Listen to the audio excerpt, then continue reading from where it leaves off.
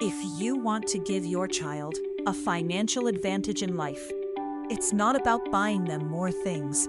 It's about giving them time, the ultimate superpower. Compounding means your money earns returns. Then those returns earn returns. Growth builds on growth.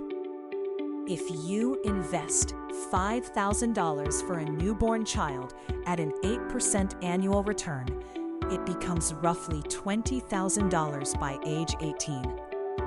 If that $5,000 stays invested until age 60, it grows to over $160,000. Compare two scenarios. Parent A invests $200 per month from birth to age 18, while Parent B waits until age 30 to invest the same amount. Compounding rewards early starts more than big amounts. You don't need perfect stock picking. Broad index funds will do. The earlier you start, the less you need to invest. In investing, time works for you. Open an investment account, automate contributions, and remember, compounding is powerful for adults, but for kids, it's almost unfair.